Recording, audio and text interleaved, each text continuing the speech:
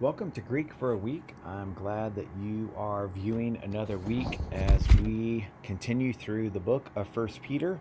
And specifically this week, we are looking at chapter 2, verses 7 and 8. And again, we're still working through this paragraph with the ultimate goal of basically considering verses 4 through 10. And so give us, I guess, a couple more weeks here, and we'll wrap up this paragraph and then move on to what I would consider one of the major breaks in the letter at verse 11, where I think Peter there uses the dearly beloved, I guess you could say, a paragraph marker. And I think, I think that there's two of those. There's one in chapter 2, one in chapter 4 that I think will help us think through the letter even structurally as a whole. But our task now, verses 7 through 8, let's go ahead and work through that.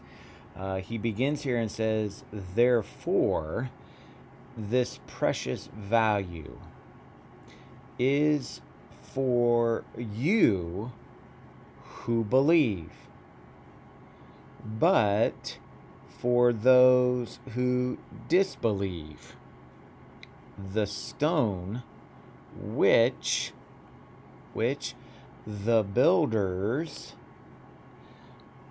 rejected,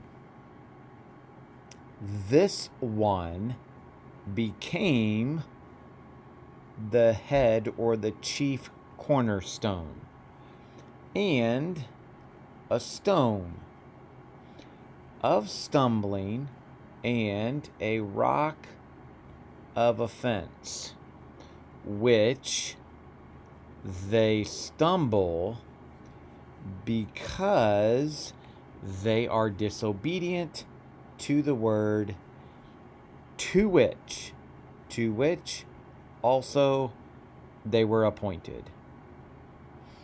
So as we look through this particular portion of the paragraph, again, a couple of verses here, 7 and 8, we begin with an un, which is simply, again, a conjunction. So how is it functioning? What's its value there?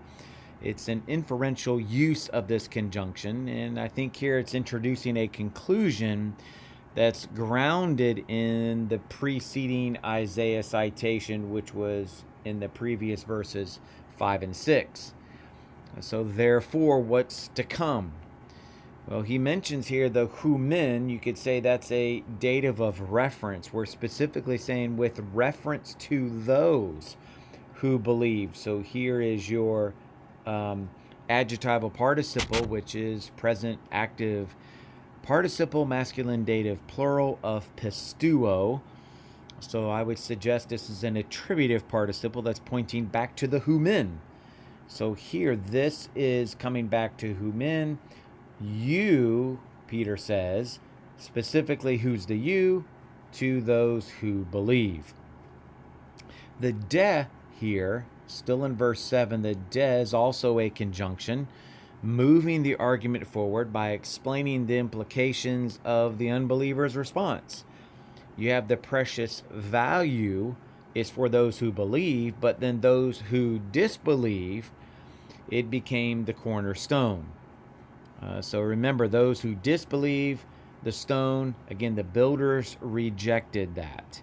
And so here we're at this point here, the builders, the oi kata muntes. Present active participle, masculine nominative plural of oi kata meo. Substantival participle, the ones who built, you could say. Then we have a demonstrative pronoun, the hutas here, which again I think is fronted here for emphasis, and it's the subject here of my verb ganao, which would be to become, or I became. But again, it goes back to the stone that was rejected. This one that was rejected is the cornerstone. Your kai here in verse 8, again, it connects both uses of the Old Testament.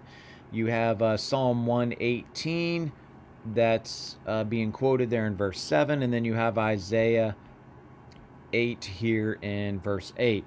So it connects these. especially through the use of lithos here and lithos here. So you have two uses of the word stone. Your proskoptusin, so here is your verbal form here, third person plural, present active indicative of proskopto. Again, those are the ones who were disobedient with reference to the word, so it could be a dative of reference there. Then you have the apethuntes. Here's a participle, present active participle, masculine nominative plural of apetheo, probably causal, which is why I translate it because they are disobedient to the word. And then, of course, your final discussion here of ace. Here, this is a goal moving forward, to which they also were appointed, ultimately, that goal. Trust this has been helpful. Verses 7 and 8 of this particular paragraph. We will look at verses 9 and 10 next week. Following week, we'll diagram it. Have a great week. Thanks for listening, guys.